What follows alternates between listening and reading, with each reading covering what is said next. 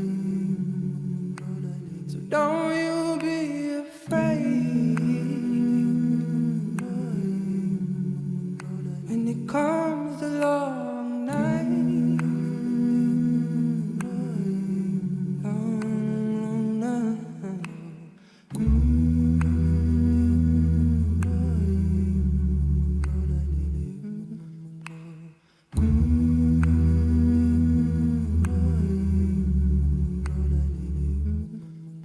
Have faith, journey along. If you don't know, the path is long. But if you try, you'll surely grow to heal past the sorrow that been keeping you low. You will also grow. Grow, grow, grow, grow, grow, grow,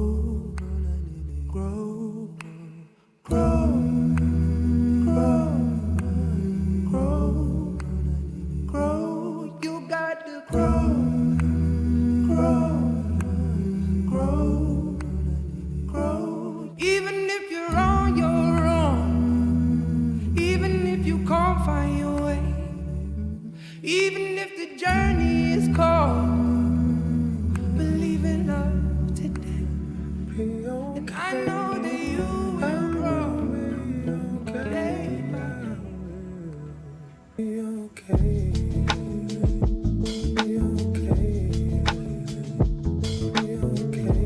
Blessings, everyone. My name is DJ Emancipation. So happy to be here with all of you in celebration.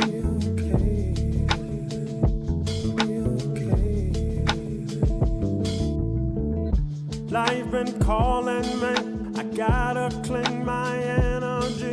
I'm learning that love is a key. I'm where I'm supposed to be. Life been showing me that I can be anything that I believe. Give it time, the world will see. I will be okay, I will be okay, I'll be okay. I will be okay, I will be okay, I'll be okay. I will be okay, I will be okay, I'll be okay. I will be okay, I will be okay, I'll be okay. Manifesting what I want, making sure to pray in the morning. I like my day to have a certain tone. So when I look in the mirror, my self-esteem is clearer. I don't wanna have to find myself on nobody else because I know I will be okay, I will be okay, I'll be okay. I will be okay, I will be okay, I'll be okay. I will be okay, I will be okay, I'll be okay. I will be okay, I will be okay.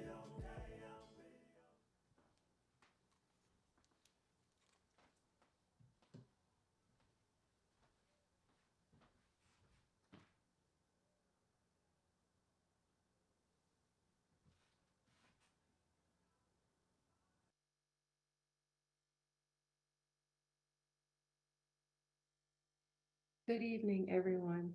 Welcome to our event.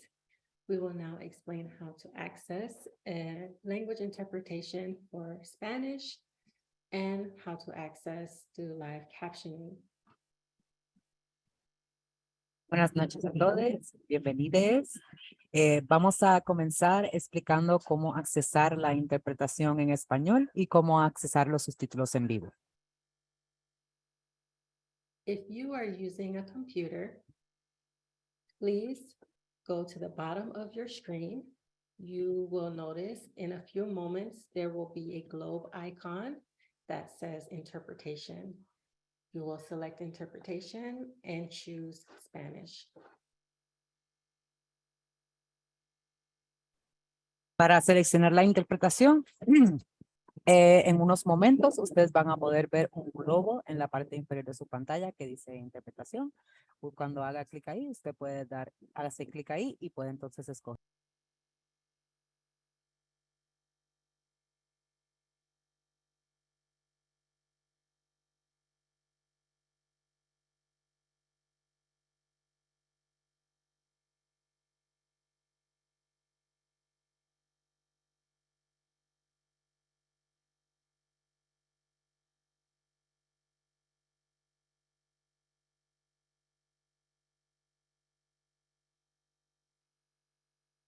If you are using a telephone, please select the three dots or more, choose language interpretation, and select Spanish.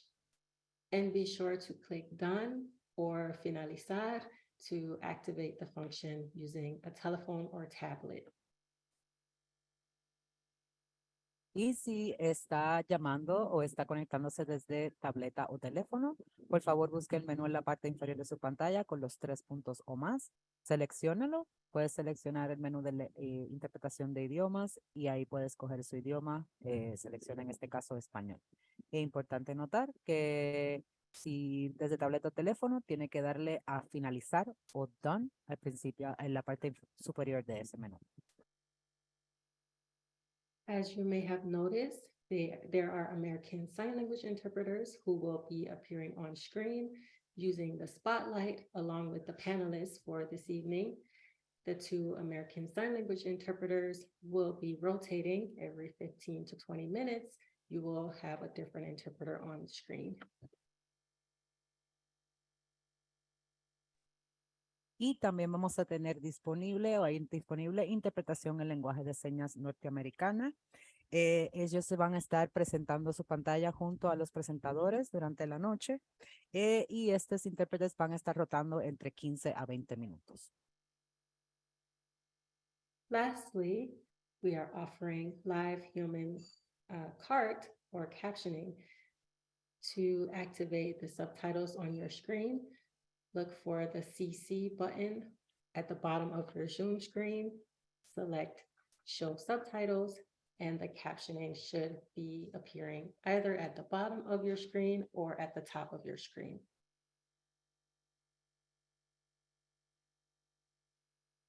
Y por último, también tenemos disponibles subtitulados en vivo.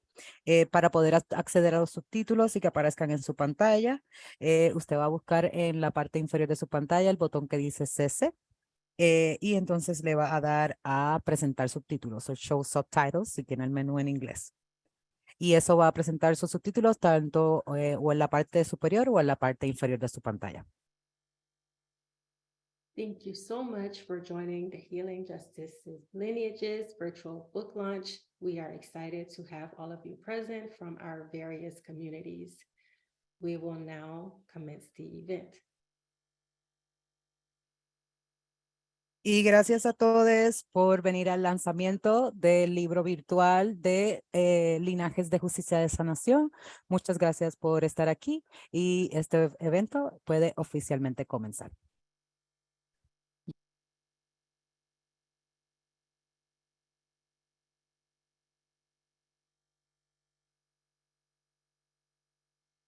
We welcome you with this slide on a bright blue backdrop and letters in gold, saying the Healing Justice Lineages virtual book launch Wednesday, February 8th, 2023 in English and Spanish. We are so excited you have gathered with us here. Thank you, DJ Emancipation, for your elixir in music, sound, and vibration. I am Cara Page, here on the land and living things of the Munsee and Lenape Nation, also known as Brooklyn, New York. I am a light-skinned Black woman with a big, long afro, and blue-rimmed glasses, and a jacket with bright yellows, greens, blues, and purples, and a blurred backdrop with a light white wall. It is an honor that we gather tonight, and we want to celebrate the team that brings us here, that has supported us. Some of the team we would like to introduce now, and we'll introduce everyone at the end. Thank you so much to the tech team, Mia and Hel, our language justice team this evening, Coco, our DJ Emancipation, and shout out to the playlist that she just dropped in the chat that DJ Emancipation has bestowed to all attendees as a gift of vibration and song to embody healing justice lineages and remembering this event. And now to my co-comrade and co-conspirator, Erica. Good evening and welcome. Thank you so much for being here to help us celebrate and honor the launch of Healing Justice Lineages. My name is Erica Woodland. I use he, him, his pronouns. I am coming at you live and direct from Baltimore, Maryland, also known as the land of the Piscataway. I am a Black transmasculine person. I have long locks that are brown. I'm wearing a dark purple or plum button down, and I am in my office, which has gray walls, and on one side I have a wooden screen.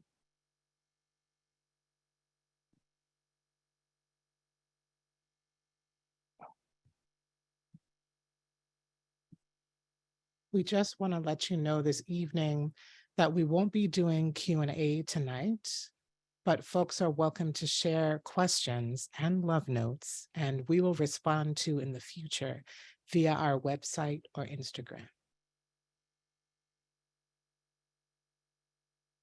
So now to open the space, we're going to move into the invocation. On this slide, there's a dark blue background with white text that reads invocation in both English and Spanish. On the left is a photograph by our photographer, Margarita Corcoran. The image is a black and white close-up of an altar for Harriet Tubman and the ancestors on the eastern shore of Maryland, the land of the Underground Railroad. There is a white candle with Harriet's name and face, which sits on the forest floor.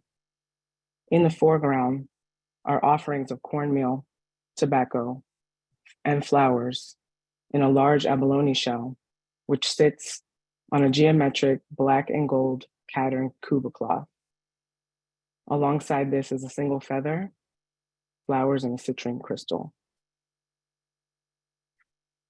We give thanks to the Great Spirit, Creator, Universe, and the infinite names we have for the divine source from which everything emerges. To the elements, earth, fire, air, and water, that nourish us and teach us about balance and equilibrium. To the blessed ancestors, whose dreams and visions for our collective liberation we work to realize. To the guardians, protectors, deities, gods and goddesses that remind us of our divine purpose and our dignity. We honor the way spirit has been central to this project and to the survival of our peoples. We ask for protection, clarity, courage, humility, and to remain steadfast in our commitment for total revolution. May we be willing to sacrifice, offer, and give up all that holds us back from the collective dream of our ancestors, to take this journey through time and space, to radically listen, to find our people and commit to the work of collective liberation, to transmute fear and domination. May we come to know and remember over and over again the abundance of wisdom available to us, to realize our true destiny, our inheritance, to be in right relationship with the creative energy in everything around us, to birth a new world. Ashe.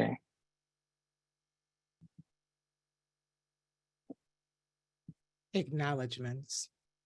With this slide is a visual of a photograph by our comrade and amazing photographer friend, Margarita Corcoran, with the words in blue cursive that read acknowledgements in Spanish and English on a black and white photograph looking out at the Blackwater National Wildlife Refuge in Dorchester County, Maryland, along the Underground Railroad.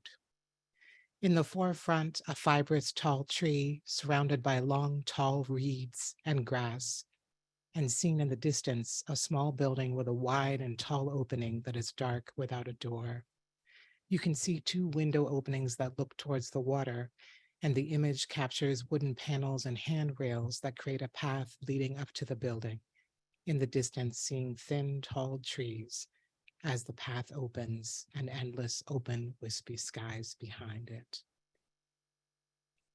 This book is dedicated to Harriet Tubman, Charity Hicks, our ancestors, and our movements.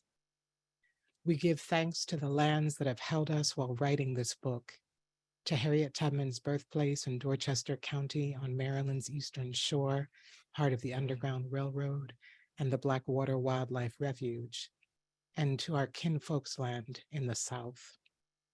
We give thanks to the plants, the insects and the animals, birds, deer, foxes, rabbits, and the bald eagle that brought us their sacred medicine along the way. We give gratitude to Oshun and the rivers that cleansed our feet and spirit along the journey. We want to honor all the root workers, the healers, the transformative health practitioners, birth workers, cultural workers, and curanderas that carried forth the lineage of care and safety for the next generations. And we give deep appreciations to the Kindred Southern Healing Justice Collective for our lineage, our vision, and our practice in the South. Our deepest gratitude to our amazing editor, comrade, and oracle, Lisa Factura-Borchet, to our wise circle for this anthology that gave us guidance to stay true to our convictions and our political and spiritual imperative of this project, Shira Hassan, Tamika Middleton, Francisca Porches Coronado, Adaku Utah, Anjali Taneja, and Prentice Hemphill.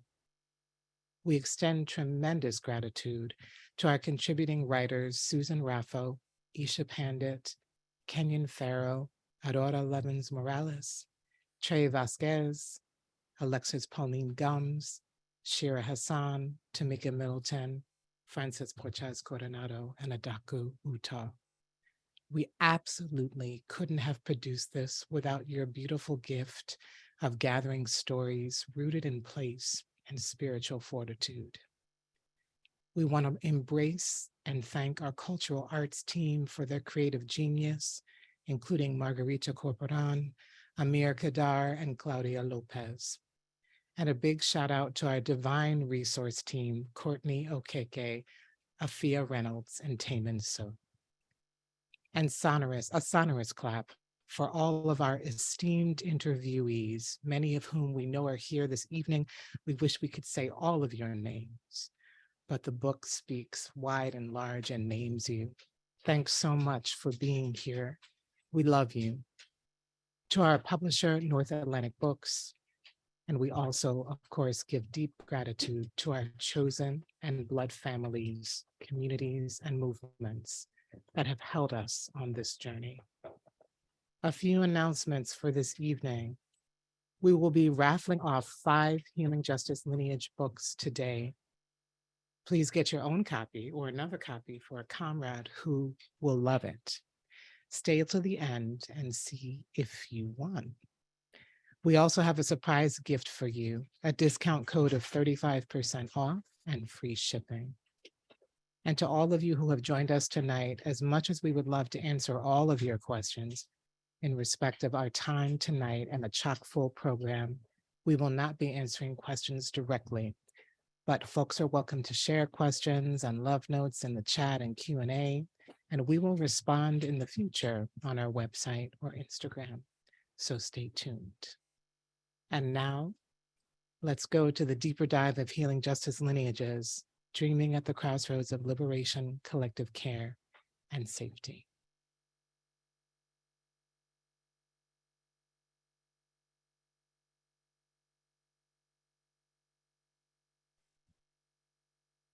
This next slide has a golden yellow background with the word purpose in dark blue letters in English and Spanish.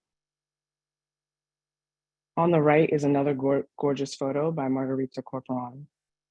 It is a black and white photo taken from behind of myself, Erica, on the left, a Black transmasculine person with locks wrapped on top of my head. And Cara is by my side on the right, a Black woman in a hat. We are walking together in the forest at the Blackwater National Wildlife Refuge in Cambridge, Maryland. We're both dressed in all white and surrounded by decomposed leaves on the forest floor, tree foliage, and the sky. So now, the purpose of this book, why this, why now? In this moment, the call for healing justice is clear and urgent. Our movements are eager for tools, strategies, and practices to address trauma and violence that keep us steady in our fight for liberation. We have been waiting for this moment. For years, we have challenged our movements to move towards healing justice while watching our beloved barrel towards environmental, physical, emotional, psychic, and spiritual crisis. These crises are not of our making, yet we have a responsibility and the skills to intervene. This book will ask us to be in disciplined and rigorous practice for our collective survival and liberation. We are in a moment of new cosmologies. The planet is regenerating, and we are in the midst of degeneration and renewal. We are in a portal of life, death, and transmutation. We have existed and resisted in our legacies of survival, and our descendants already live in our imagined futures. We invite you to journey through time and space, to sit in the contradictions and possibilities of this moment in our planet's history. We invite you to relish in the centuries of wisdom we have available to us when we understand ourselves as part of a lineage, generations of work, experience, and lessons to be passed down to those who come after us. Join us as we celebrate what we have survived and healed and built to take care of our people inside of our liberation.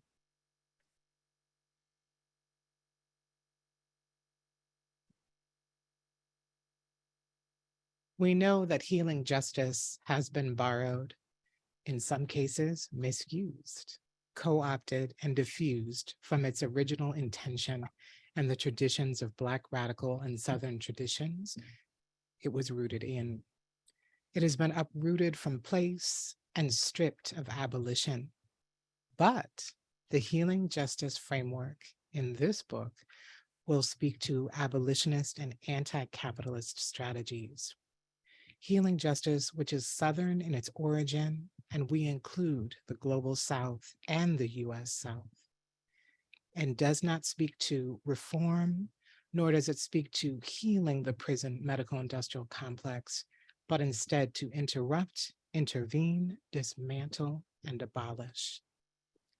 In this slide of purpose in English and Spanish in gold letters, the next slide we're going to, the slide reads here, our purpose is to honor our ancestors and the lineage of work we have to draw from for strategies for liberation, collective care, and safety. The purpose of this book is to strengthen our movements for liberation by offering concrete strategies to address and intervene on trauma and violence, to build power and politicize the role of practitioners and healers to divest from carceral care strategies, and to meet the cosmic, spiritual, and planetary shifts we are experiencing in this time. At the bottom right corner, it reads, why this, why now? As we move to introducing our forward, we want to lift up Aurora Levens Morales, a writer, an elder, an artist, a historian, a teacher, a mentor, an activist, a healer, and our revolutionary friend. She will be joining us as a pre-recording from her homeland of Puerto Rico to read from the foreword that she wrote for this book, of which we are deeply honored that she took the time to write and be a part of this with us. Thank you, Aurora.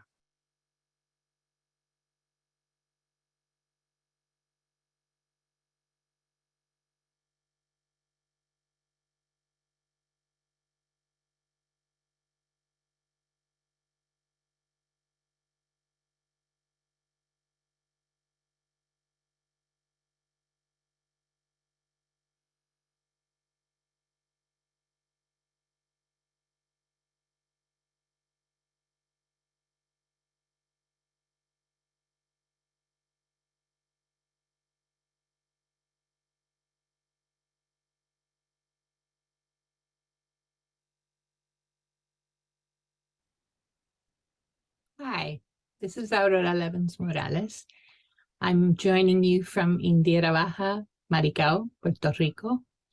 And so are several thousand tree frogs in the background. The terrain of this book is full of crossed paths for me. I was born into a storm of colonized reproduction, a Puerto Rico of mass coerced sterilization, dangerous drug trials, and medical experiments. I was raised in the deep South legacy of Jane Speed, a white Alabama communist organizer run out of the state for her fiery speeches, radical bookstore, and deep alliances with tenant farmers, who brought her fire to the cause of Puerto Rican liberation, built the house I was raised in, and planted Caribbean soil with forget-me-nots. When my father was forced from his university job, we migrated to Fred Hampton's Chicago, the Chicago of Chacha Jimenez, and the underground abortion service called Jane. We shared a car with the Black Panther breakfast program. My father taught Puerto Rican history to the young lords. I was the youngest member of the Chicago Women's Liberation Union, raiding medical libraries for information about our own bodies and having speculum circles with mirrors and flashlights where we wept at the sight of our own cervixes because we had been told down there was none of our business. I was also raised within the magnetic field of the Cuban Revolution, listened to broadcasts of hope in the Puerto Rican pre-dawn before the signal was jammed each day by the CIA, a witness of effervescent decolonization and declassing at 14, a recipient of their full spectrum liberated medical care in my 50s. I come into the sacred space of this book as an artist who uses the power of the alphabet, rooted in collective memories of trauma, resistance, and deep allyship with the non-human world, to make medicine in the biggest sense of the word. For what is revolution if not healing? Wholeness is no trifling matter, but how can we possibly settle for less? And yet our movements for social justice, contaminated by the very systemic traumas we're trying to survive and end, have often become caught up in ways of doing that violate our own most precious dreams. If movements are rivers, sometimes they become choked with debris, poisoned with industrial runoff. We need to tend them as we tend our visions of the possible. Healing Justice, born from rich Southern roots, began as an investigation into how we can hold the trauma of deep and painful injustices and heal from them as we fight to end them. We hold them because traumatic history is reclaimed memory in the face of denial and an archive of ways through the dark. We try to heal them as we go, because if we are to transform human life on Earth, we need to be as whole as we can, and because healing is our birthright as living organisms. We fight to end them because in the only world in which the future is bearable, the conditions for wholeness must be universal and permanent. Gathered into this book, this medicine bundle, this ritual bowl, this organizer's manual, are heaping handfuls of possibility, of harvested lessons, visionary analyses in poetry and prose, made not just for study, but for use.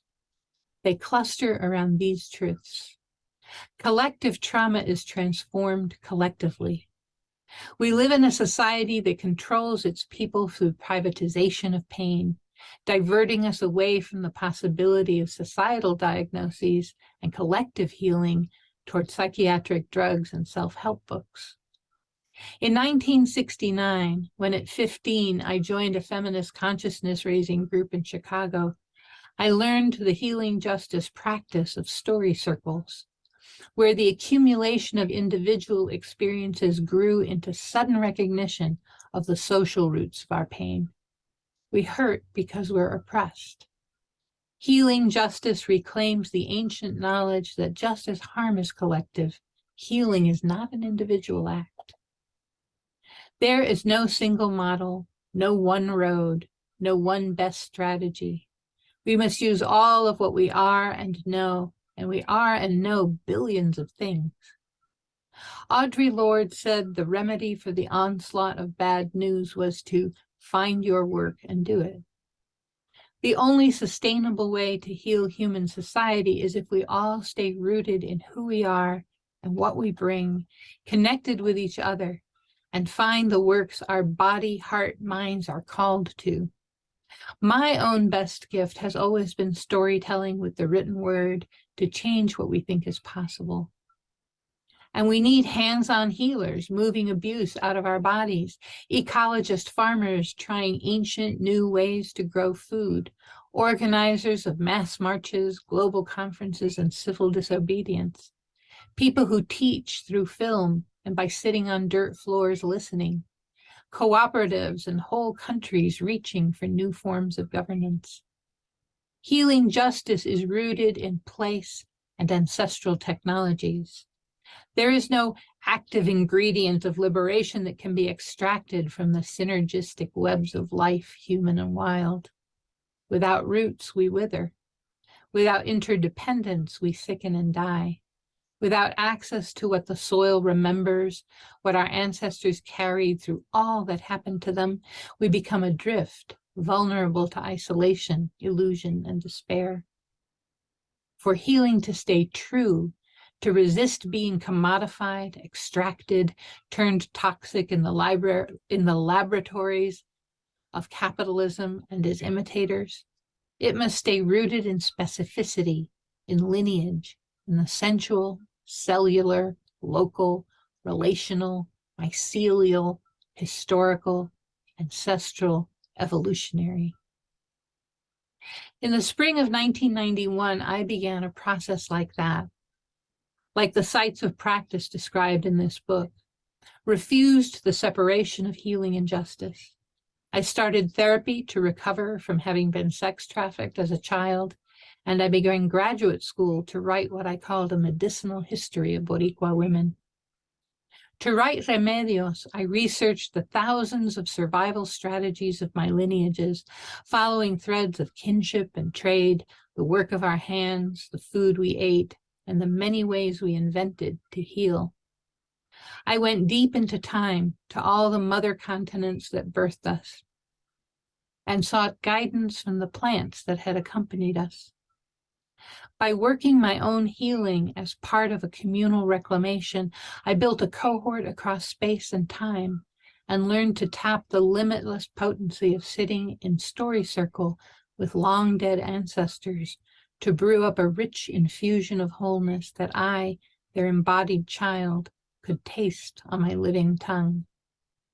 This book is such a gathering, a consciousness-raising group that theorizes and recounts and invokes the fundamental inseparability of healing and justice, that teaches in multiple voices this truth, that both the self-sacrificing activists working past their own limits in toxic organizational cultures that extract physical, intellectual, emotional, and spiritual labor as if extracting minerals from rock without an accounting of the slag because it's for a good cause, and the fractured, commodified, feel-good cult of individualistic self-care, claiming to heal the world by healing ourselves alone, using one appropriated and decontextualized ancestral tool at a time, are dangerous and unaffordable. Only the integration of healing and liberation that this political framework offers has the capacity to generate the grounded, expansive, clear-headed, multifaceted mobilization of life force we need to transform these apocalyptic times into the world of which, like those before us, we dream.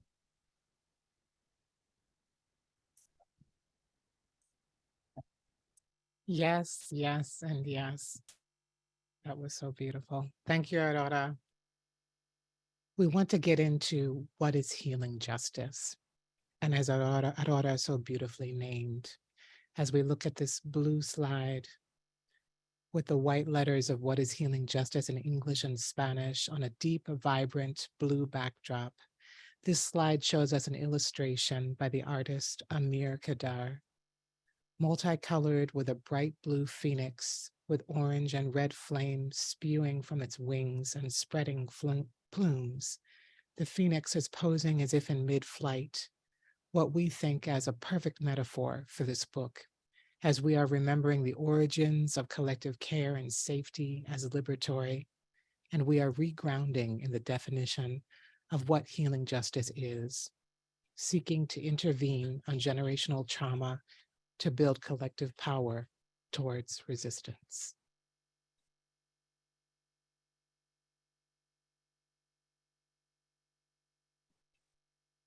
The next two slides are illustrations created by Claudia Lopez.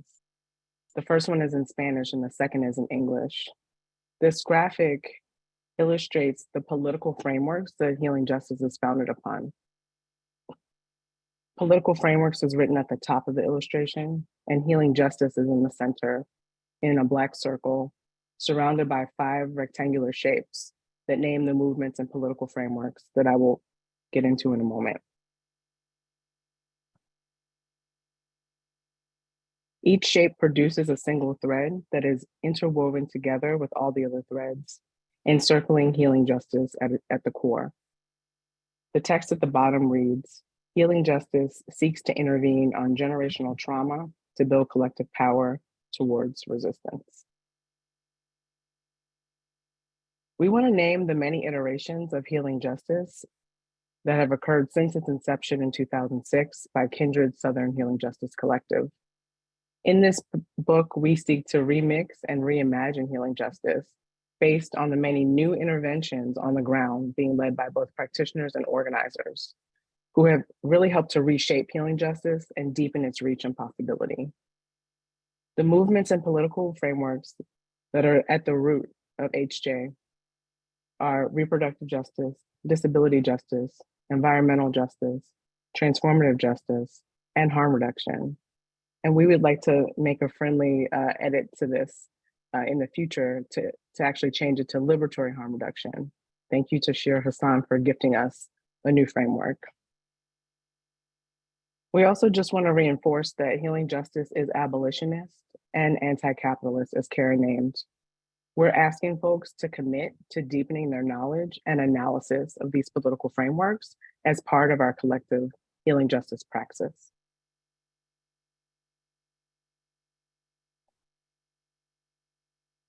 This slide illustrated again by Claudia Lopez from On the Right Mind.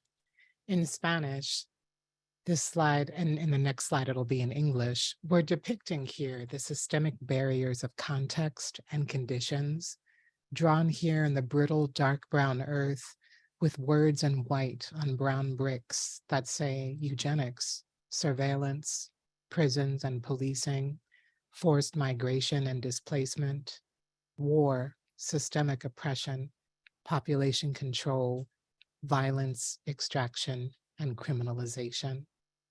From the soil's many cracks and seedlings, we will emerge, as this illustration shows us, stems curving upward, bursting from the brick toward the sky and branching into leaves, the plant's pistils of many colors, each becoming the words Black liberation, bodily autonomy, abolition, Indigenous sovereignty, decolonization, interdependence, sacred relationship to earth, religious and spiritual freedom, global South movements and self-determination, and the thin petals emerging from the flower's pistils, radiating upward towards more possibilities. This slide demonstrates the role of healing justice. In this next slide, on the next slide, we demonstrate the role of healing justice as a practice that is integral to our political liberation and our collective survival, care, and safety.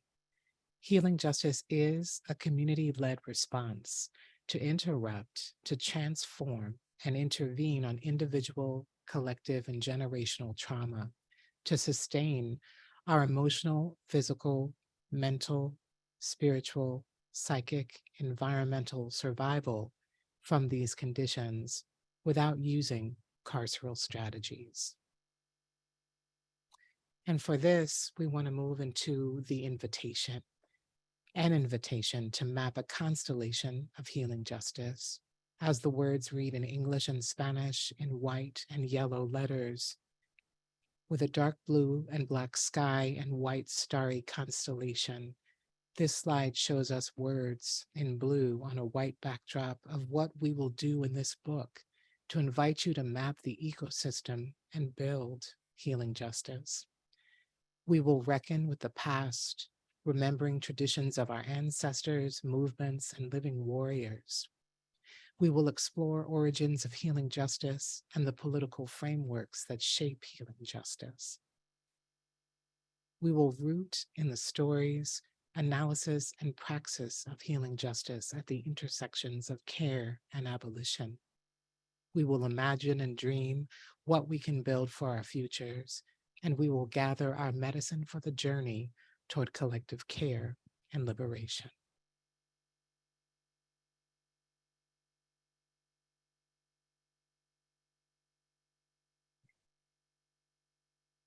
We want to take a moment to share about the structure and the methodology that is underpinning this project. So the structure of the book reflects the process that brought the book into form. It is a ceremony, a dynamic conversation between past, present, and future, honoring the cycles of time while knowing that time is not linear. We have access to the past, present, and future in every moment, and this is what our ancestors and descendants want us to remember. The methodology for this project is rooted in the deep practice of honoring lineage. We have committed to be historians, archivists, storytellers, weavers, and conduits of spirit. The journey of healing justice, collective care, and safety in the anthology opens with ceremony and honoring our ancestors as we did tonight. The next section, Past, Reckoning with Roots and Lineage, lifts up lessons learned from ancestors and living warriors along the path of liberation, starting from the Underground Railroad through liberation movements in the 60s and 70s and beyond. The next section, The Origins of Healing Justice, really lifts up the conditions that guided the political and spiritual imperative in the South to build out what it could look like to center collective care and safety for our lands, bodies, spirits, and ancestors. In the alchemy, theory, and praxis section, we will ground deeply in the political frameworks that inform and shape healing justice. We will also in this section include many examples in sites of practice of what healing justice, collective care, and safety interventions look like between the year 2000 and 2021. From there, we travel to the portals of the future with the political and spiritual imperatives section. We imagine what we could build for care and safety for our descendants and our fight for collective power. We continue to grapple with the question of how do we center care is integral to our political liberation while drawing from the lessons of the past and the present. The closing of the book also closes in ceremony with a devocation and gratitude, as we will do tonight.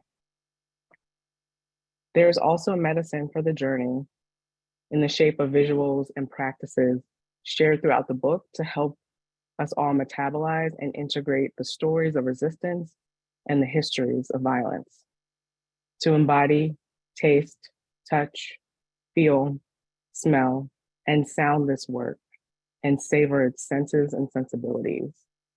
We invite you to engage in a multi-sensory experience of healing justice's collective work and vision.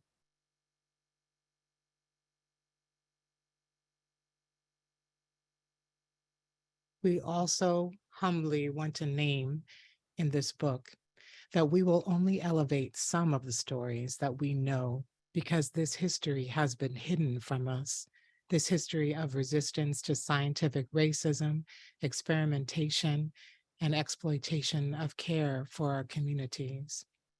This book is the first iteration on the political abolitionist framework of healing justice, but it comes in a long line of books and voices and legacies of collective care and resistance, of queer and trans, of Black, Indigenous people of color, of immigrant and refugee communities, disabled communities, so on and so forth, transforming generational trauma, including in the writings and the muses of our comrades, and the voices of such warriors as Marsha P. Johnson, Sylvia Rivera, Eddie Conway, Audre Lorde, Miss Major, Harriet Washington, Dorothy Roberts, Sharon Asatoye, Loretta Ross, Barbara Smith, and the Combahee River Collective, and Aurora Levins Morales, to name some of our leaders in these constellations.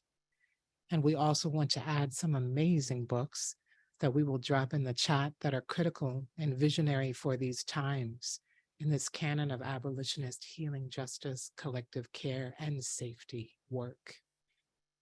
We also want to take a moment to send strength and power to our comrade, healer, and friend, Augustina Vidal, from the leadership of Fireweed Collective, who is experiencing immense loss, having just lost her father-in-law and lifetime partner. We'll drop in the GoFundMe request in the chat to support in covering funeral costs for the family, because we know as much of life is death in collective care and grief and revolution. If you don't see yourself in this book in some way and align with the principles of healing justice, then please follow us on our Healing Justice Lineages Listening and Cultural Memory Tour. And we also want to name, we are launching in April 2023 in Atlanta, Georgia, Durham, North Carolina, because you must start in the South. That is the compass we follow, where we will begin to gather and digitally archive the stories and imprints and blueprints and black prints of our political liberatory healing justice practices. Please join us, follow us on Instagram and our new website, Healing Justice Lineages. And now we will take a moment to transition back into the sounds and vibrations of DJ Emancipation. And we will return after a 10-minute break. Thanks, y'all, for being here.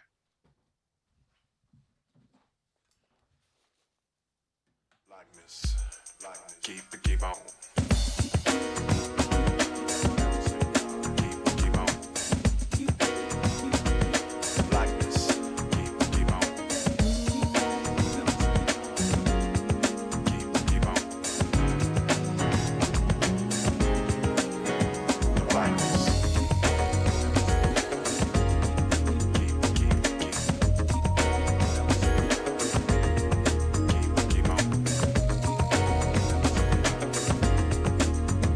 Blackness.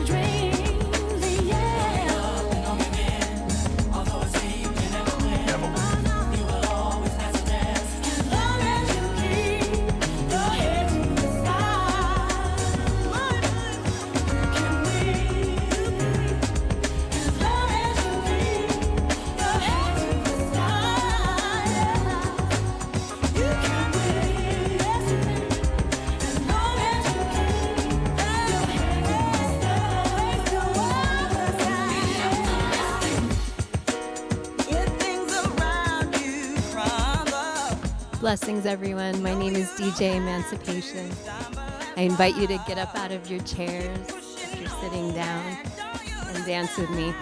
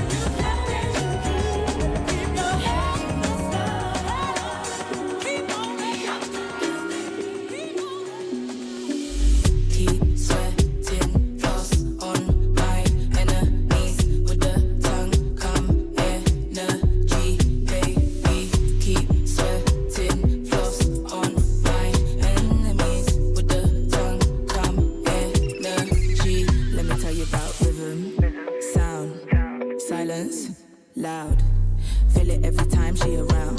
Drop my bloody heart down to the ground. The neck I'm gripping, the pump is loud. The sweat is dripping, I'm in to drown. The drive is up, my guard is down. My freak feels safe in your arms right now. So we just keep sweating, floss on my enemies with the tongue. Come energy, baby.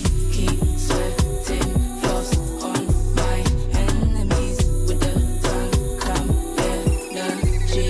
It's that war, shit that hot. Watch out, what's that shot? The bang suck, the bang pop, the bang clock, the bang drop. We're done for. A sign top, pick up your Rambo. The damn fuck, too hot to handle. The heart drop, the heart stop. I arch so, we're done for. Tell me, how you gon' play it so cool like you don't want me? Like we ain't all over the floor, body to body. I can't take it anymore. She's seeping into my pores. Suddenly feeling the force. Now I see ya, I need ya. Come over, I'll teach ya. Forget who you know, amnesia. Go higher, go deeper. Don't give up when I freeze up. Go off the cuff, but don't ease up. I'll show you love with no meter. One drop of us, so come lead us.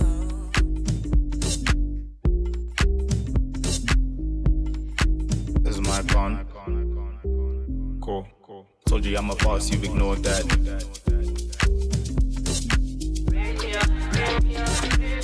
How's that for a throwback? Tell me what you really wanna do. Picture perfect, I enjoy the view. Red lips, kinky hair, black skin, free as hell. Love it, or move over.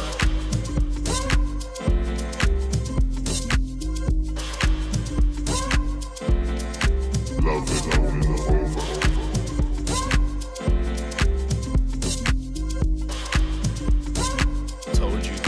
Told you, she said, please teach me how to skywalk. I was like, nah, I'm fun. Mama left me with some extra sauce. Integrity intact, black skin, free man, love it, oh move over.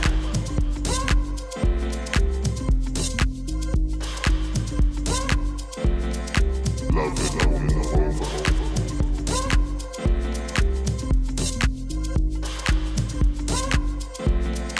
Love it, or move over.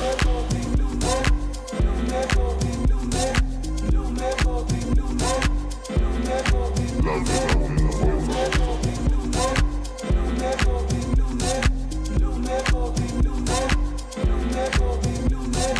Told you I'm a boss, you ignored that.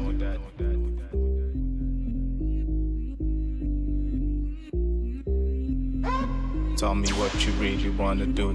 Picture perfect, I enjoy the view. Red lips, kinky hair, black skin, free as hell. Love it or move over.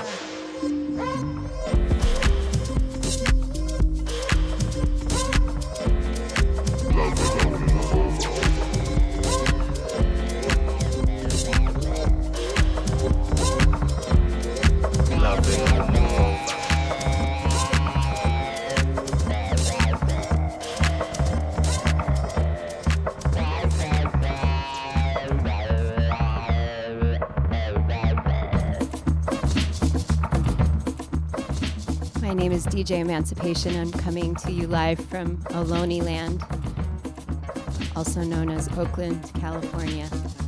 So happy to be part of this celebration. I hope y'all are feeling the magic like I am.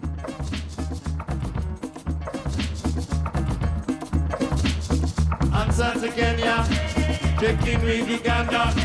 Remember Rwanda, I see Tanzania. From Bertie to Ghana, take care of Somalia. Free Sudan, traffic and water. Won't you free Bobby Wine? Senegal, Madagascar, I need you Angola.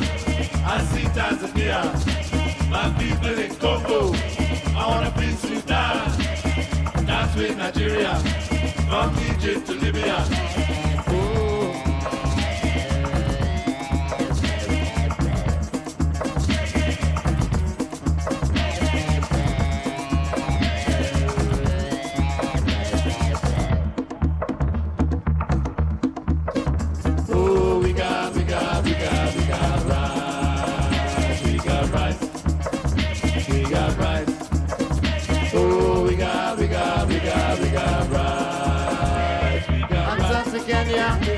Taking with Uganda, remember Rwanda, I see Tanzania, from Bertie to Ghana, take care of Somalia, free Sudan, traffic and water, won't you free Bobby Wine, Senegal, Madagascar, I need you Angola, I see Tanzania, my people in Congo, I wanna free Sudan, dance with Nigeria, from Egypt to Libya.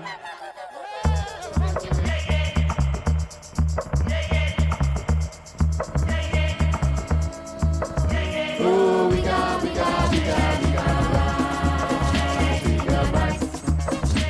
got rights. Oh, we got rights. We got rights. We got rights. Oh, we got rights. We got rights. I will be one of the greatest, that is a vow, yeah, that is a promise. Always wanted to be famous, just being real, yeah, just being honest. My haters gon' always be nameless, give them no clout, I give them no power. Creators built different, they ancient, sooner than later, all will be ours. I keep an eye out for the numbers, I stay in contact, synchronization. To infinity, even beyond it, I am a common, no destination.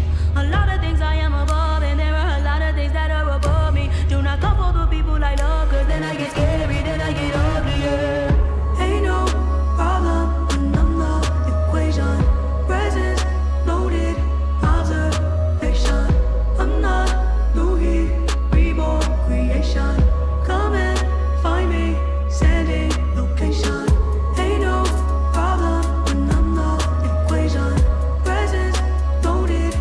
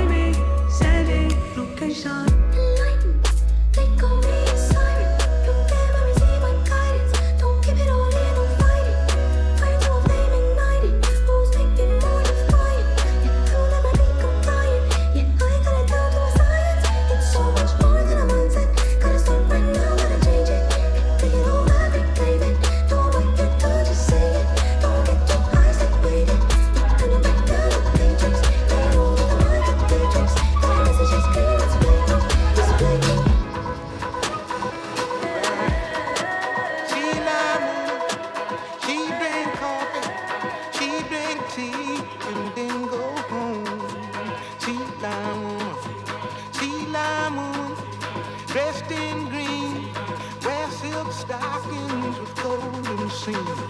Sea lion woman,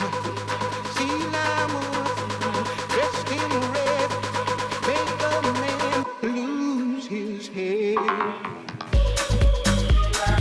Right, right, right, right, right, right.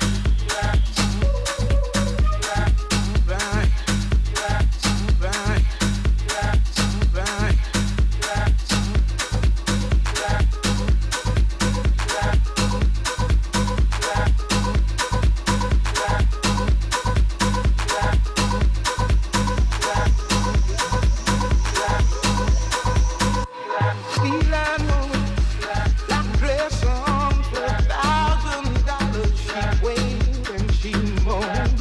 Sea lion woman, wiggle, wiggle, her like a cat.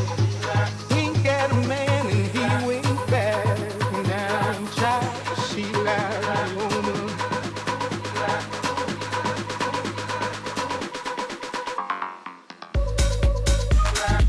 right, right, right, right.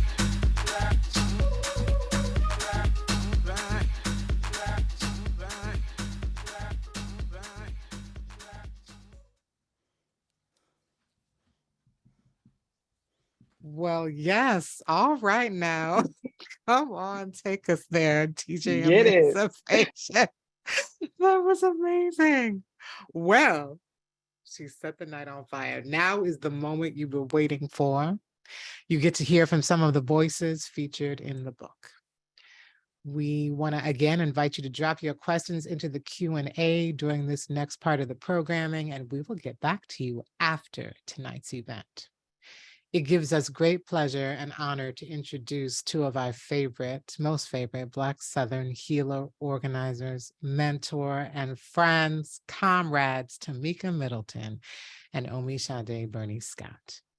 Tamika is an organizer, doula, midwifery apprentice, writer, and unschooling mama who is passionate and active in struggles that affect Black women's lives.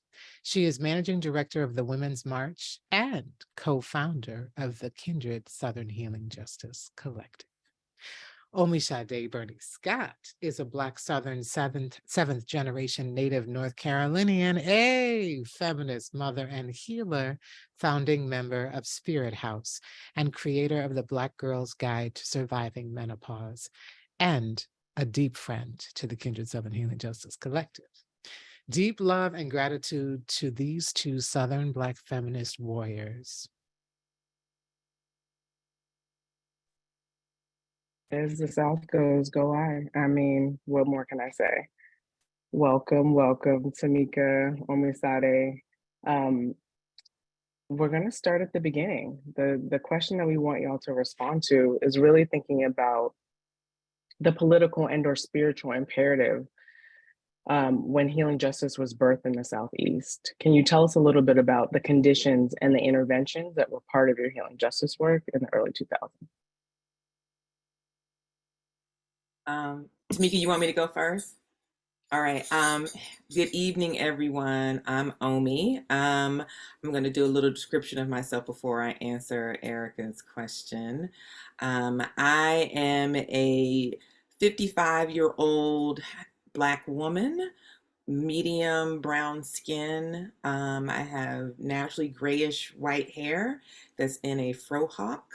I have blue-green tortoiseshell statement glasses, boss lady red lips, a septum piercing, white snake earrings with brass bottoms that look like sun sprays. I have on a green shirt and I'm sitting in my home with a terracotta background with African-American art that ranges in age from the 70s to the mid 21st century.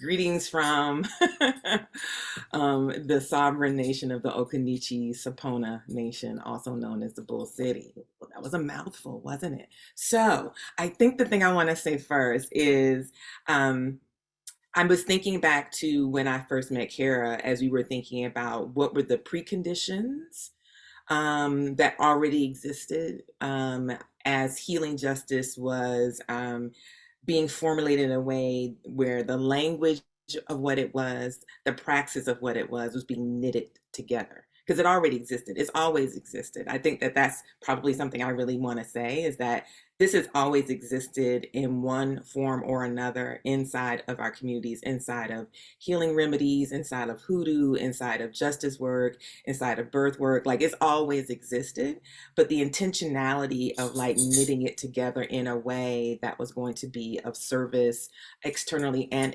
internally to movement space was what the Kindred Collective gave birth to. So when I met Cara, I was in my early 30s, and this was the late 90s / 2000. We were waiting for the world to end in 1999, and that's when I met Cara Page. And at that time, there were so many of us who were like in our late 20s, early 30s, and we were coming into more formal movement space. It's not that we had not been either birthed and raised up in movement communities, or we're not doing work informally in all of our, the ways that we were. But it seems like there was this real kind of like amazing cohort of young people coming online. And there were also observations as we were coming online around the culture of the work.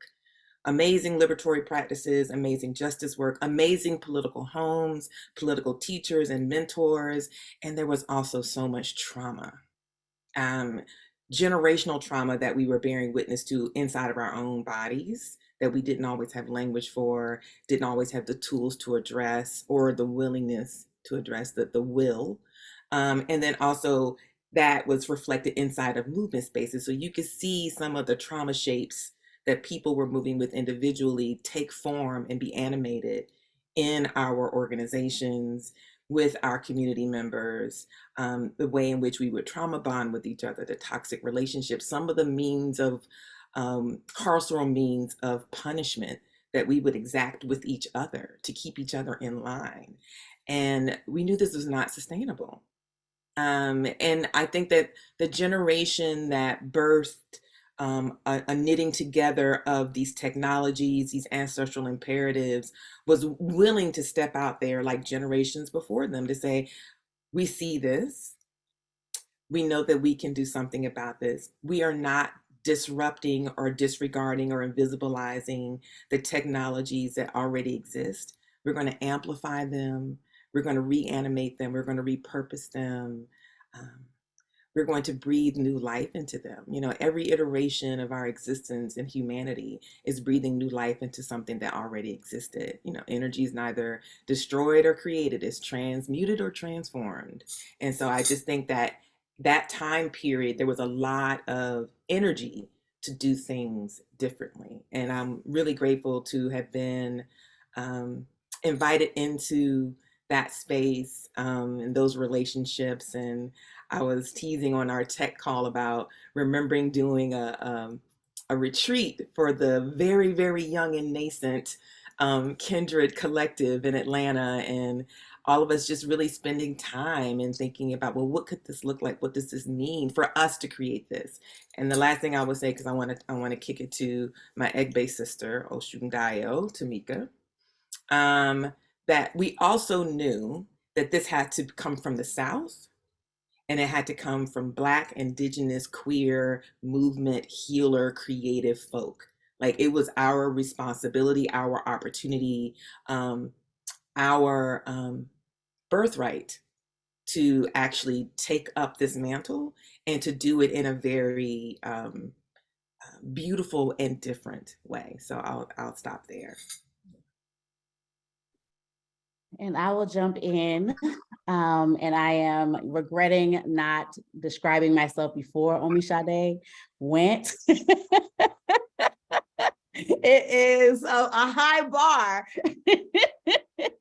to reach. However, I am a nearly 40 Black woman, deep brown skin Black woman with magenta colored short twists, Black, very comfortable t-shirt, and some yellow earrings. I am in a hotel room, so I have no idea what this image is behind me, but there's a white wall with a black image of some sort hanging behind me.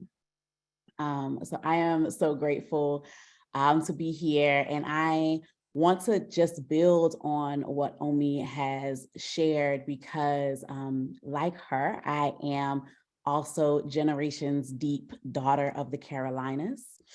And in particular, I am born and bred in the South Carolina Sea Islands. And so when I think about the spiritual imperative of healing justice in the South, that is for me where I start.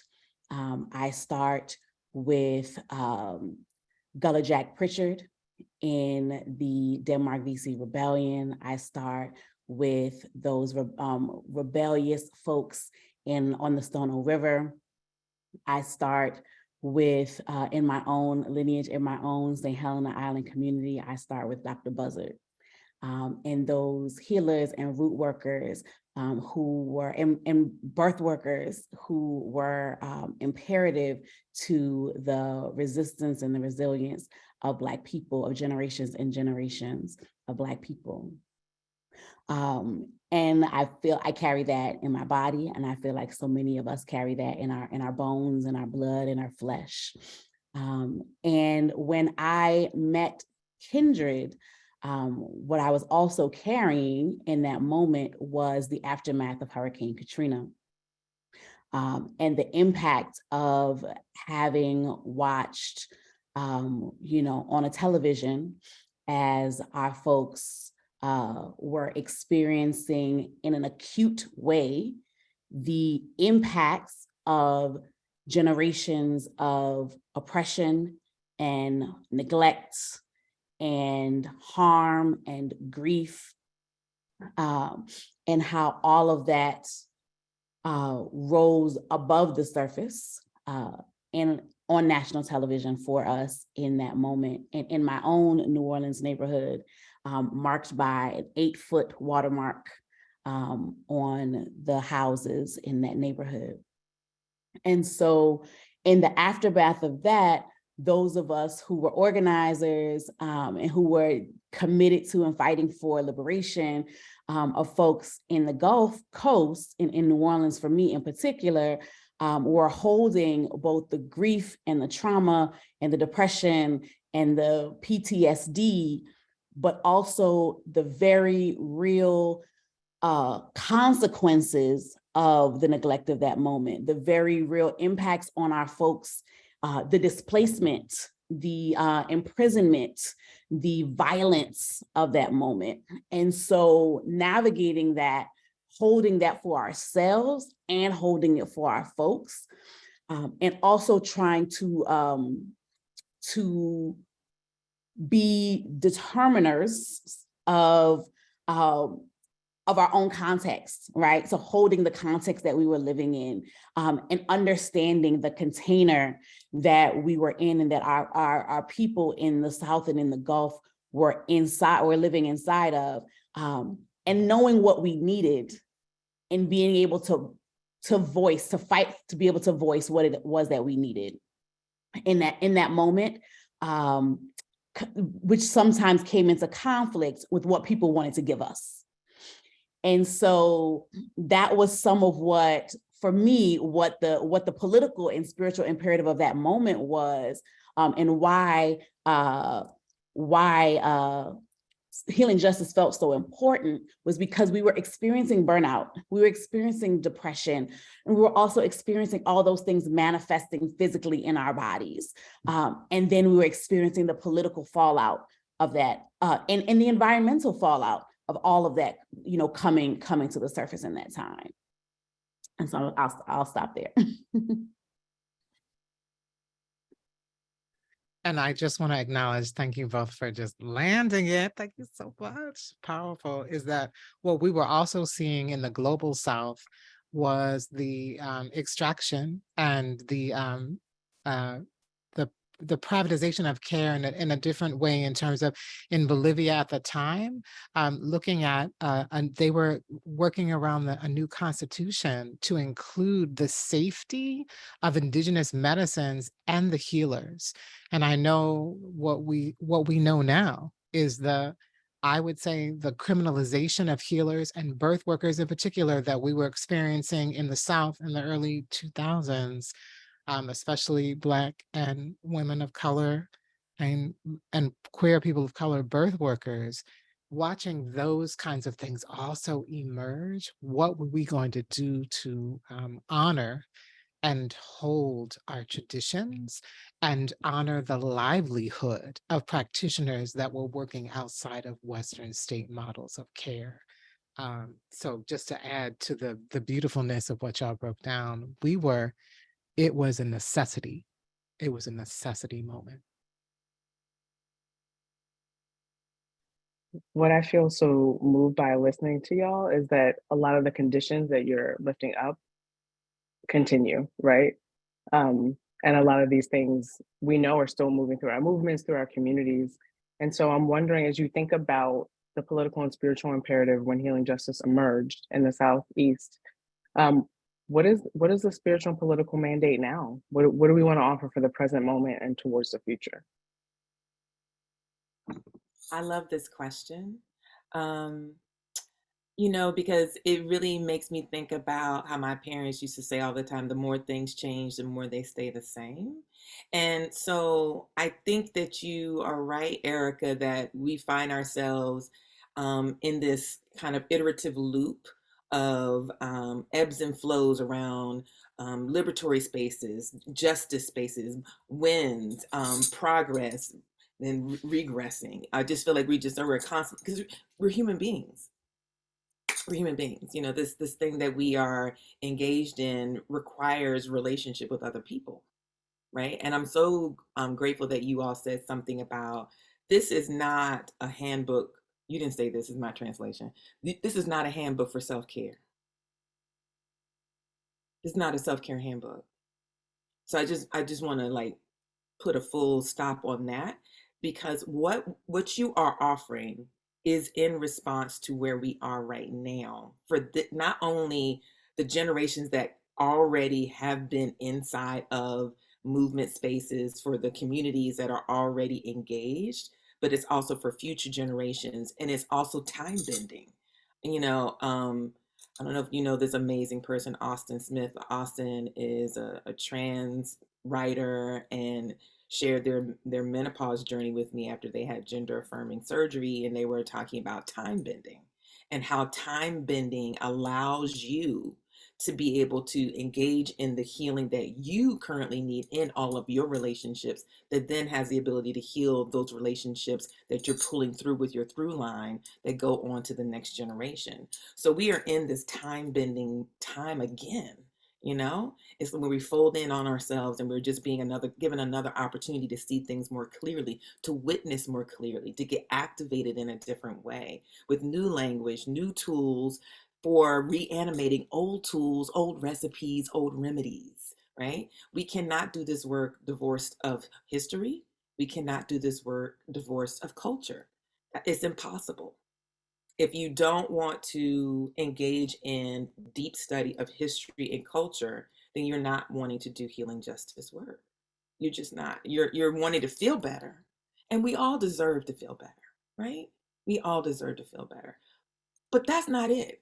For the deep transformation to take place, it has to be firmly rooted in history and in culture in this contemporary context. And you're always in this place of interrogation. And so I think that the imperative that we have now is to continue to do this in deeply intergenerational ways, deeply intentionally generational ways. And that what we also are offering is language for tools and technologies that are being reanimated and reintroduced, and also for tools and technologies that we are creating for the very first time together, not by ourselves, but together. And this is such a beautiful place to be able to knit that together. I keep using knitting. That keeps I'm sitting in my home and my ancestors keep saying knitting. Y'all are knitting. And I'm like, I hear you. I just told them knitting. But I definitely feel like that is a part of what they want me to say. It's like, y'all are knitting all of these pieces together. So the technology that lived inside of my great grandmother's hands will be the technology that lives inside of my great grandchildren's hands. So. Ashe. Yes, I think one of the things that what I want to add to what Omishade is always so brilliant and eloquent.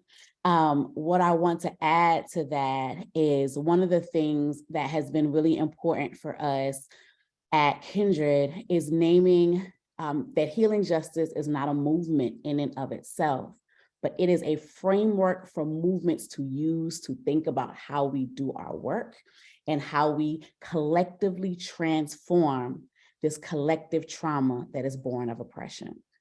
And so in a time of, I'm in Atlanta, you know, we're navigating Cop City and the death of Forest Defender, and not so many hours up the road, the murder of Tyree Nichols, and just a few years back, the murder of Ahmaud Arbery.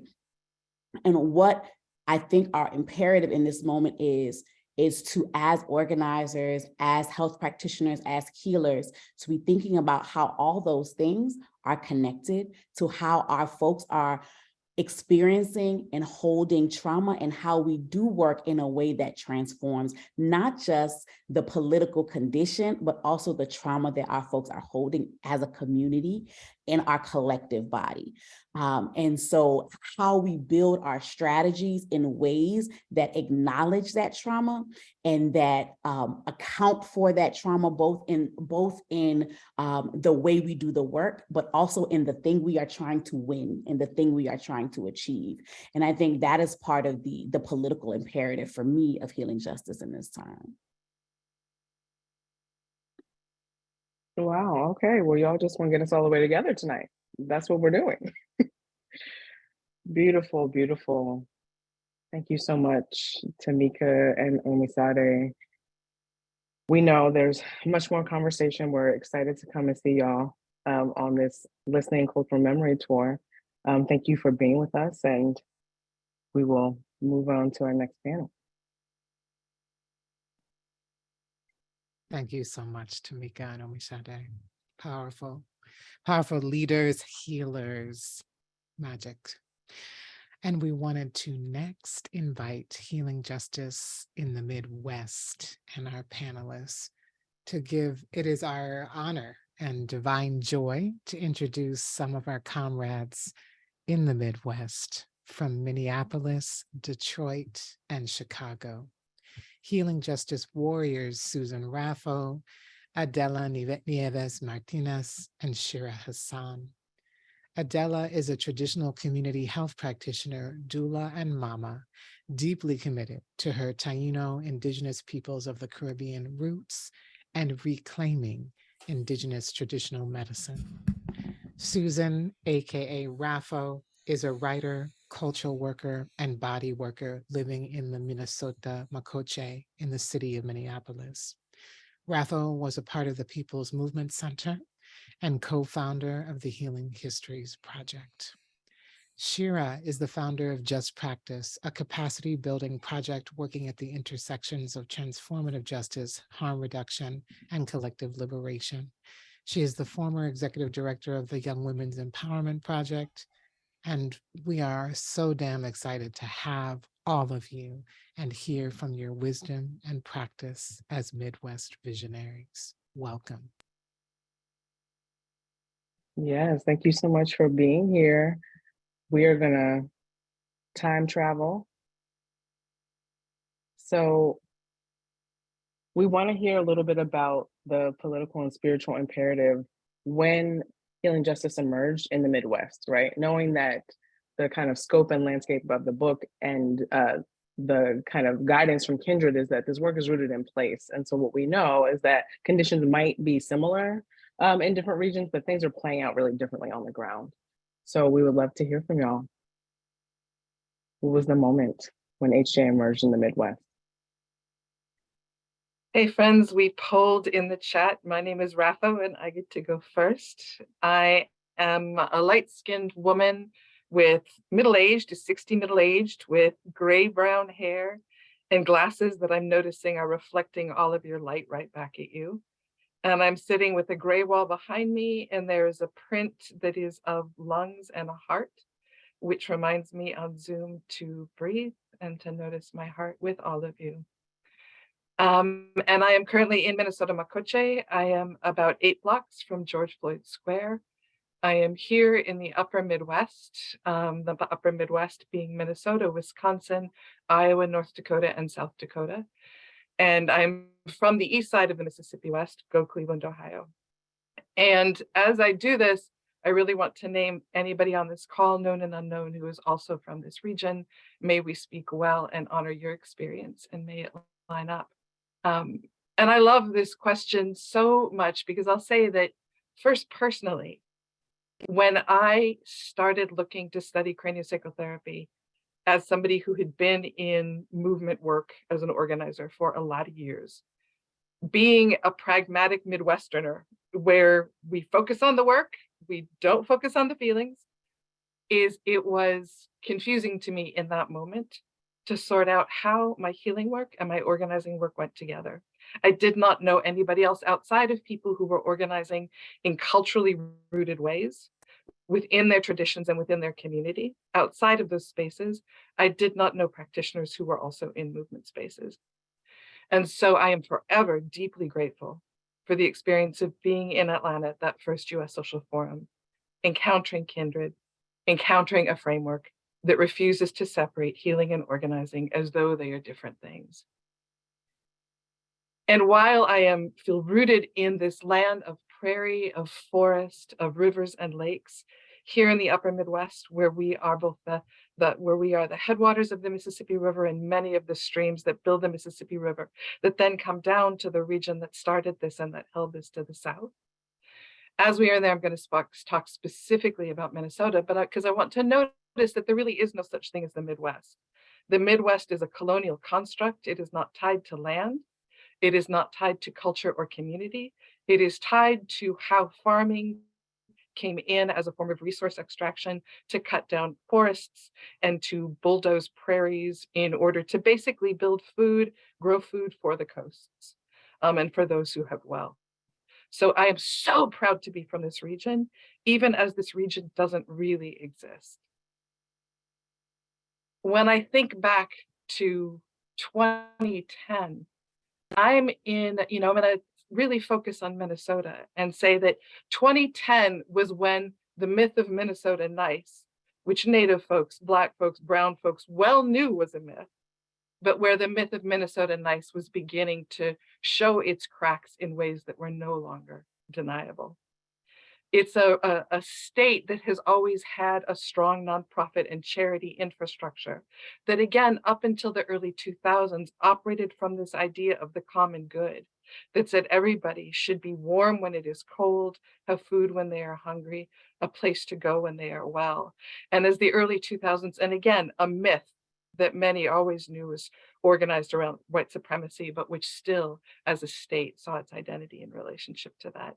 And so in 2010, what we were seeing locally was the Metro Gang strike force that was later held accountable for the extent of violence it used to force both deportations and to arrest and brutalize Black folks, often newly arrived in Minnesota, within the cities of Minneapolis and St. Paul.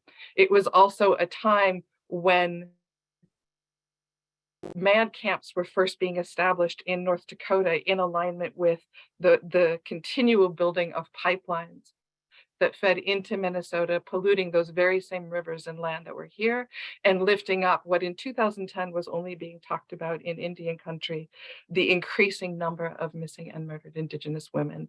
That was 2010. It was a time when it was a region that had one kind of identity as, again, being about taking care of each other, quote unquote, that pragmatism. And at the same time, what was happening and what was shifting is we were seeing more and more electeds who were lifting up the banner of white supremacy, the banner of separation and segregation. And where in this region, conversations and awareness about the profound gap where all 5 states in my region at that point and to this day have some of the largest gaps in terms of access to the common resources that we need to be safe and well, one of the largest gaps between folks who are Black and folks who are white. And so in that moment, going to the, sitting and looking and saying, well, what does it mean to bring care into our movement? Again, recognizing the traditional cultural places where it was already happening, is leaving the US Social Forum and landing back home really meant beginning to build those conversations. You mentioned the People's Movement Center in my intro, but to really start with the conversation and the questions about how do we do that differently here? And I want to shift and hold through this again, this line of pragmatism and care. Cara, I remember the first time you came and visited me in Minneapolis, you were like, y'all do revolution, raise chickens and feed each other at the same time over here. And that is one of the things that is here, that sort of that piece about showing up for each other in the most practical ways, not always when we're completely aligned with each other, but when we are close and wanting to be in struggle with each other. That is still here, that was there. And that is something that shapes how healing justice shows up here.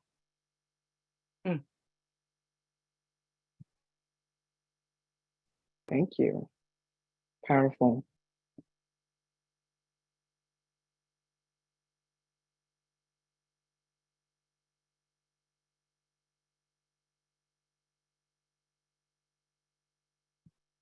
Who would like to go next? Shira.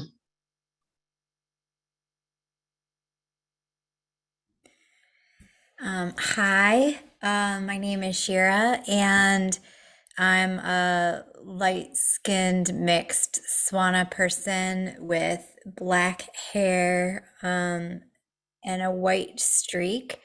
I'm a queer femme who's very tattooed with crooked winged eyeliner and bright red lipstick.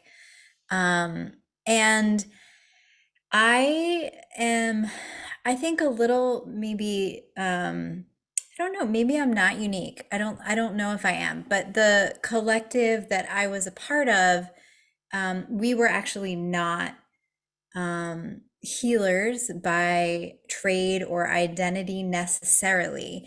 We were all young people of color in the sex trade and street economy, and we had formed in the early 2000s as an organizing project that was multiracial, and over time became intentionally led by BIPOC young people who were all under 24 and all trading sex for money in Chicago. And so my vantage point is a little very, very shaped by the experience that we sort of made an intentional decision to create our reality through our thinking and to interrupt the stories that our chemicals were telling us and that we were experiencing through mass institutional violence and neglect, and interrupt that in our own way. And then as that happened, we were drawn further into a world that was made up of healers who identified as organizers. And that allowed us to start rethinking not only what does it mean to be a healer, but what is healing? And a lot of us, frankly, hated it, right? Like, healing sucks. Like, it's so uncomfortable. It's like the itchiest thing you can do. I have spent a lot of time complaining about how uncomfortable it is to heal. And so the conditions that we were in, though, meant that we had to find collective ways to survive because we were experiencing tremendous institutional violence and neglect. And it was through our own data collection clear that it was the primary causes of harm were actually the joining of institutional forces, of how cops inside of healthcare and how healthcare created barriers to healing meant that young people in Chicago who were using drugs, trading sex for money, in foster care, or presumed to be those things, could not get the help that they needed. And some of that was just about material lack. Like there were 13 beds for street-based young people at the time, and none of them were safe for queer and trans people. And the laws were set up in a way that if you were under 18, it was illegal to actually even admit that you didn't have a home. You were either taken back to your family of origin or you were taken into foster care immediately. So you couldn't even seek shelter. So the ways then that the anti-trafficking movement capitalized on that forced us to come up with our own solutions for taking care of ourselves and each other, and forced a collective thinking around what it meant to heal and stay alive. And so I also want to just name like the positive forces that were at play, because there was so much violence, colonialism, and racial capitalism at play literally on our bodies as people in the sex trade and street economy live that lives out on our physical bodies all the time.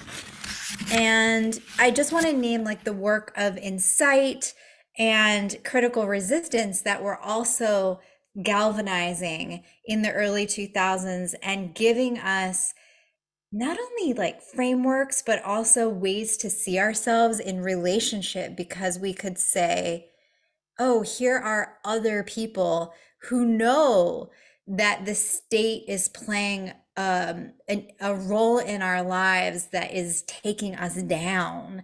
And we realized that we had the power to change our circumstances together. And so even though I think there had been many campaigns that were around healing justice and transformative justice, we really named it and owned it and said, this is a campaign that is not about changing legislation. This is a campaign that is about building our collective resilience and resistance. And here's how we're going to do it. And here's how it's going to spread out and affect hundreds of thousands of young people and change the language and the rhetoric around what it means to heal, what it means to stay alive, and what it means to be a young person, and what it means to be in the sex trade and street economy. I'll mute. Thank you. Nadala. Peace, everyone. Saludos. I'm Adela Nieves Martinez. I am on the land of my people, Borique, now known as Puerto Rico. I am a light-skinned indigenous person with dark, tight, wavy hair, fabulous eyebrows, and and my backdrop is of a shell of the ocean in Puerto Rico and waves of the water. Gemma, was that enough? Okay. So, hi everyone, hahom. Thank you for having me here with you. I can speak from the place that where I was when Healing Justice was being birthed. I was in beautiful Detroit, and there was a lot going on in Detroit at the time, still is. But I'll tell you what was, from the place that I sat, what was happening. Detroit at the time was one of, if not the most segregated city in the country. People were separated intentionally. Communities were separated from each other and put in boxes and asked us to keep them warm. There was the type of separation where folks, it was an 85% Black city at the time, where folks didn't go to the West Side, didn't go to the East Side, didn't go to the Southwest with Latine, didn't go to Dearborn with Arabs, and more. And what Healing Justice did was build a bridge towards each other. It was, I remember at the social forum in 2010 in Detroit, there was the healing practice space and the medical space, the non-allopathic medicine. And those were not to meet until Healing Justice came into the picture. Folks who were organizing were in and out of the hospital. Healing Justice or healing and health was considered an afterthought, something that was the weak work. And Healing Justice changed the scope of that. It wasn't a movement, it was a relationship. It was, let me see, I have my notes here. Filling in the gaps and the holes in our souls that only could be filled by each other. And what it said was that our community care, our underground kitchen cabinets, our underground medicine cabinets, and our kitchen tables had to be and needed to be in the political space.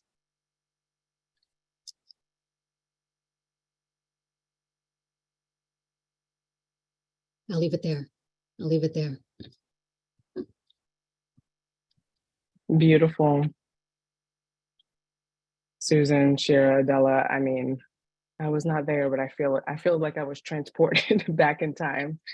And, you know, to this piece around both the forces that we were resisting against, but also the conditions that helped us to take care of each other, to fight for our freedom and liberation together. I would love for each of you to speak a little bit to what is the political and/or spiritual imperative in this moment and for the future? What do you need? What would you like to see us build together? Love this question. And there's two things I want to lift from here as a sharing, offering, and excitement. One is one of my elders here, Marcy Rendon, who is Ojibwe, often asks us here in a land where we have a lot of fresh water. I am 2.5 hours right now from Gitchigumi, from Lake Superior, where as we are sitting, there are strategies being built, particularly in the Southwest in California, to attempt to build pipelines to the lake to bring water into fill rivers that are otherwise dried out. Water, water, water, water, fresh and sacred and gorgeous water.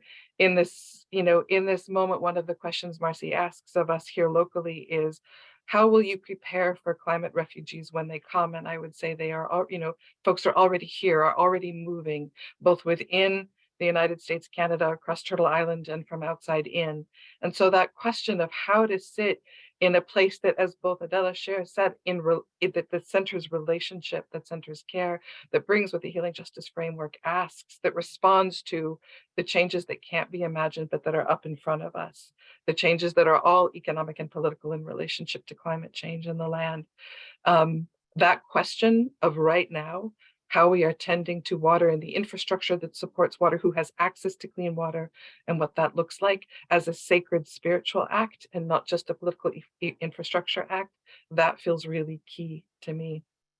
And the other piece I want to lift from here, and there are folks who are on this call who are from this, is I am so grateful to be a part of something here in Minneapolis called REP, Relationships Evolving Possibilities.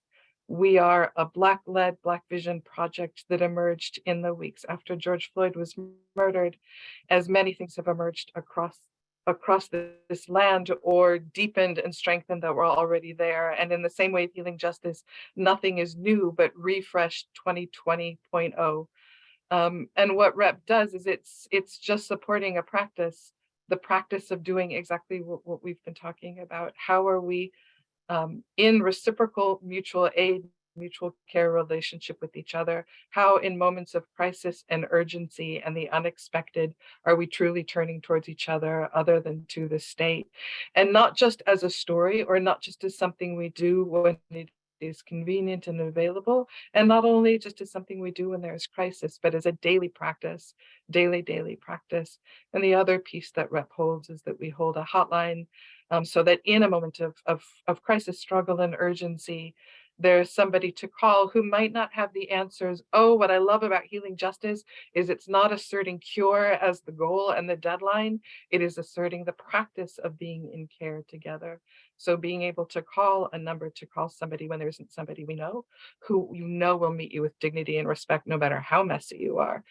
That is it grounds me. And it's when rep started emerging, I was like, the People's Movement Center was so powerful for me. It was the place I got to practice with other practitioners, to think, before we had that concept, at least here in the Midwest, of a politicized healer, to sort of think about what that meant.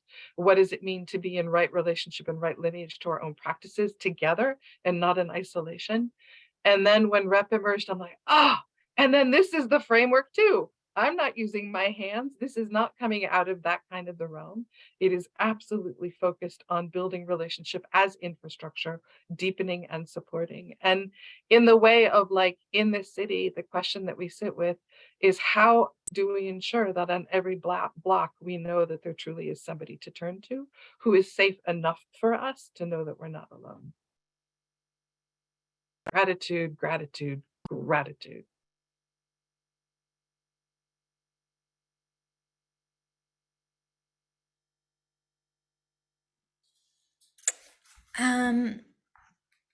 I think that it's like, I think in so many ways, the imperative now is the same as the imperative then. I think that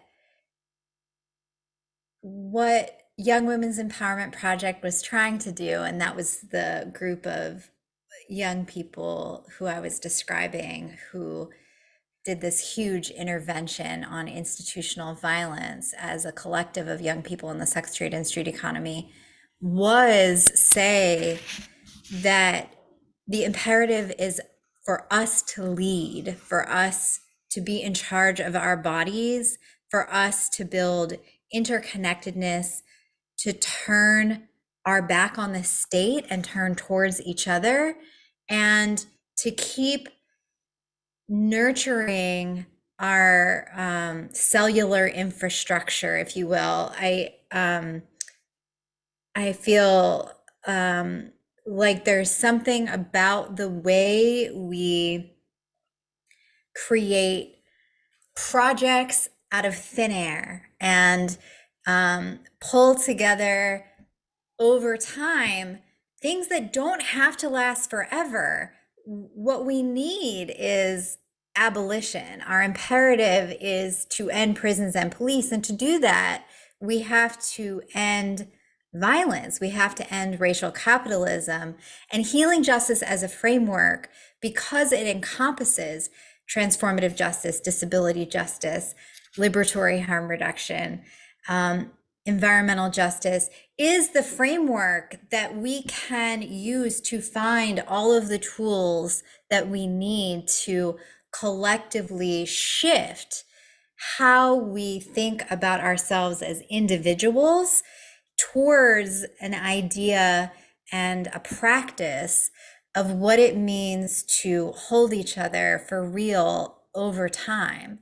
And I think liberatory harm reduction does that. And I think in part of, like, the conditions question that you asked, a piece of what allowed for, I think, healing justice to bloom in that moment, and for Young Women's Empowerment Project to do our work, was that there had literally been 30 decades of responding to a very clear state failure around interrupting HIV and AIDS on our own terms. Syringe exchange was illegal.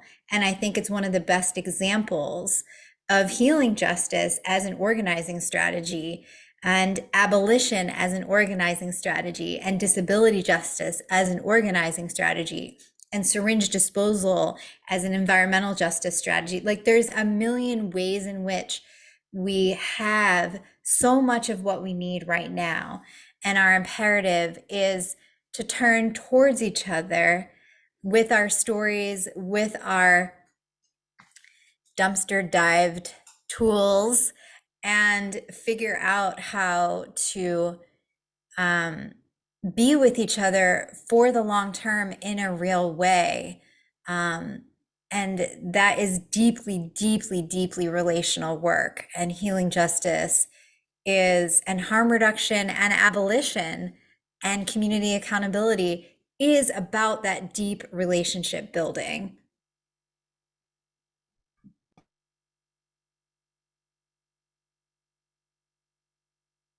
Thank you. So in 2015, Healing by Choice was started in Detroit. And that was a way of weaving healing justice into all the work that we do and a way of remembering. And so I'll answer this way to say, to continue remembering not only ourselves, but remembering our spirits and our ecosystems, putting them back together. And building on the work that was shared today, translate it for your lands, for your waters, for your communities, for your families, and practice being free.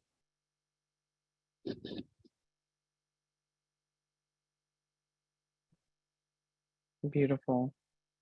Beautiful. Thank you so much. We just want to lift up and honor that the speakers you've heard tonight are just a taste of what is held in the book and the anthology. And there's so many more stories that we're going to continue to gather over the coming year. Susan, Shira, Adela, thank you so much. We love you. We love you. Thank you so very much. Powerful people. We want to take a moment to announce our raffle winners. They are Tori Evans, Trina Jackson, Wiley Bay, Rahi Hassan, and Jamisha Williams. We'll drop those names in the chat. But congratulations, you get a book. Yes, you do. And we'll make sure to reach out to you via email after this event so that we can get the book mailed to you directly from our publisher. So believe it or not, we're at the end of the evening. Thank you so much for being with us and staying in our virtual launch with us together. So what we want to do is encourage you to buy the book, share the book. We are working on getting the discount code fixed. Everything that was shared in the chat tonight will also be emailed out to everyone who registered for the webinar. So no worries if you are in transit or were unable to dive into all of the beautiful information that's been shared. We got you. We also want to let you know that this Listening and Cultural Memory Tour that kicks off in the Southeast in April, we're actually going to be going also to the Midwest, to California, and we'll have a couple of events in the Northeast. So in a moment, I'm going to share a slide to help you figure out how to stay connected to all of the work that is part of this larger intervention. But what we want to name is that, you know, the book is the beginning of something. Cara and I and all of the amazing contributors and interviewees, our assignment is really to shift our movements and shift our communities towards healing justice. And in order to do that, we need to build out infrastructure for care and safety, and really to think about what is the infrastructure to get us free that's going to help us to sustain and maintain our dignity, respect, and integrity.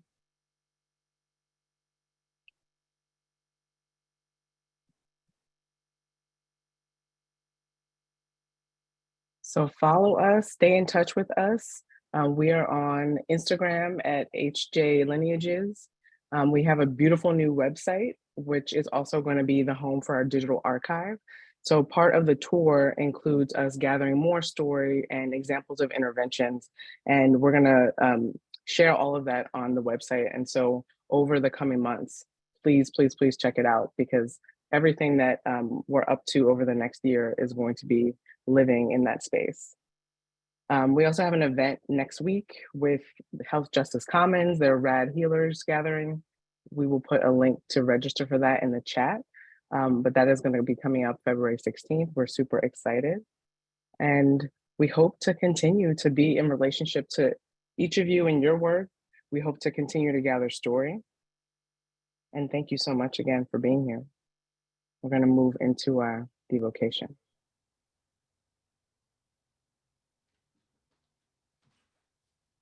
We wanted to thank one more time the team, the illustrious team that put all of this together, all the people it took to gather here, to all our speakers and the production team and DJ Emancipation. We couldn't have done this without you. Thank you for your beautiful cultural power and magic, all of you. It is with deep gratitude that we have this launch with you to celebrate the journey that we are on. This closing photograph by Margarita Corporan, sang Devocation in Spanish and English, is our final offering tonight as one of the altars or sacred spaces that we built. This is a black and white image of a framed picture of Harriet Tubman wearing all white, propped against a tree trunk next to a gourd in the foreground, atop a geometric black and white and off-white pattern Kuba cloth from Africa, West Africa, with a large woven basket, a white candle, and offerings of cornmeal, cigar, and flowers. Devocation. We thank Spirit and Divine Creator. We thank the elements of earth, air, fire, and water. We give thanks to all the geographies and traditions we have called forth to honor the ancestral lineages of collective care. We give our deepest gratitude for the medicines of protection, care, and safety that have surrounded us. May we be guided by spirit and light toward our futures. May we be guided on this journey with purpose and intention to honor our lineages. May we be rooted in our truths and our convictions with humility and grace. We honor the paths that will guide us to revolution and transformation. And so another cycle closes as we return these words and incantations to the universe with love and gratitude to the ancestors and beings that have been on this journey with us and continue with us. May you return to your sacred home. We commit to using our ancestral memories and medicines as a compass for our liberation. Thank you, everyone, for joining us tonight. DJ Emancipation, take us out.